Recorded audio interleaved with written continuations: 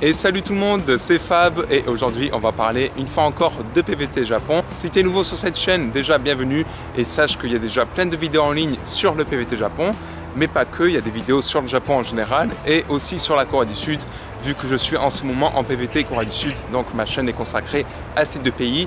Donc si tu es intéressé par l'un de ces deux pays, voire les deux, je t'invite juste à t'abonner. Et donc bref, aujourd'hui on va parler de l'apprentissage des kanji.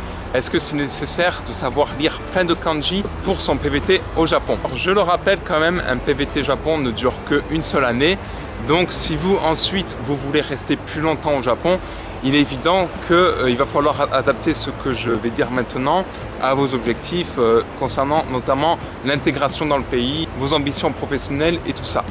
Mais un PVT Japon, Working Holiday Visa, c'est pour rester une seule année et donc de pouvoir voyager partout dans le Japon tout en ayant un boulot à côté pour financer un minimum son voyage. Et justement, est-ce que dans une optique de voyage découverte et de travailler à côté, est-ce qu'il est nécessaire de savoir lire plein de kanji? Il y a énormément d'expatriés au Japon, qu'ils soient en PVT ou non, qui ne savent pas lire beaucoup de kanji, tout simplement parce que en général, les boulots disponibles pour les étrangers ne nécessitent pas de savoir lire plein de kanji, puisque en général, l'écrit de japonais est beaucoup moins utilisé. Donc si vous avez pas besoin d'écrire, voire lire beaucoup de japonais, il est évident que savoir lire énormément de kanji ne vous sera pas utile. Je pense notamment donc aux PVTistes, c'est que si vous travaillez dans la restauration, l'apprentissage de l'anglais, et bon, je ne vais pas citer tous les métiers maintenant parce que j'ai déjà fait plein de vidéos à ce sujet, je vais te les mettre en suggestion là ci-dessus, mais aussi dans la description, on va voir.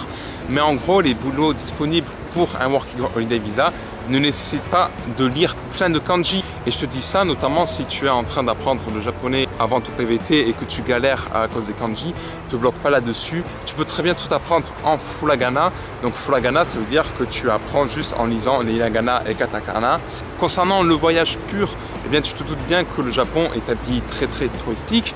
En plus, ils vont bientôt organiser la Coupe du Monde de rugby, mais aussi les Jeux Olympiques. Et tu imagines bien qu'ils savent très bien qu'il y a énormément de voyageurs, donc touristes et tout, qui ne savent pas lire le japonais. Donc tout est plus ou moins bien foutu pour quelqu'un qui ne sait pas lire le japonais. Et ce sera écrit en anglais dans tous les cas pour les trucs les plus importants. Donc ça, il n'y a vraiment pas de souci à se faire de ce côté-là non plus. Après, concernant se faire des amis, eh bien écoute, quand tu vas échanger avec tes potes japonais sur Line notamment, Line, si tu ne sais pas ce que c'est en quelque sorte le WhatsApp japonais. Ça aussi, j'en ai parlé dans une vidéo, je te mets une suggestion. Et quand tu vas donc chatter avec tes potes japonais et japonaises, sache que dans tous les cas, ton téléphone va te mettre des suggestions de kanji.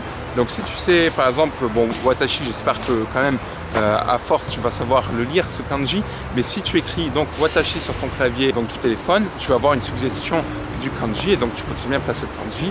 Voire tu écris qu'en furigana, tu dis à tes amis que toi tu connais pas les kanji, donc tu préfères écrire qu'en furigana, pourquoi pas. Et concernant l'apprentissage du japonais pur, à part quand tu vas atteindre un niveau intermédiaire avancé, on va pas te demander de savoir lire plein de kanji dans tes bouquins.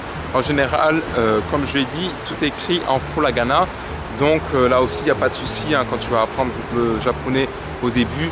Lire les hiragana et katakana peut très bien te suffire. Donc je vois aucun souci à partir en PVT Japon sans savoir lire les kanji, puisque dans tous les cas tu vas en apprendre passivement des kanji, puisque à force de les lire à droite à gauche, tu vas passivement t'en rappeler en fait. Il n'y a vraiment pas de problème à partir en PVT Japon sans savoir lire beaucoup de kanji. Donc c'est à toi de t'adapter évidemment. Cette vidéo, adapte-toi selon tes objectifs, tes projets pendant ton Working Holiday Visa. Et je le répète, vraiment, si tu bloques concernant l'apprentissage des kanji, ne te focalise pas là-dessus. Apprends avec les furigana, ça te suffira largement. Et dans tous les cas, moi je te souhaite une excellente préparation de PVT. Et si c'est déjà sur place, eh bien bonne chance pour ton aventure. Et voilà, je te dis à très bientôt. On n'oublie pas le pouce bleu si cette vidéo t'a plu. À t'abonner si ce n'est pas déjà fait donc. Et surtout tout le monde, soyez heureux. Allez, ciao. そうだ、自由を求め選ぶべき世界が目の前に広々と横たわっている。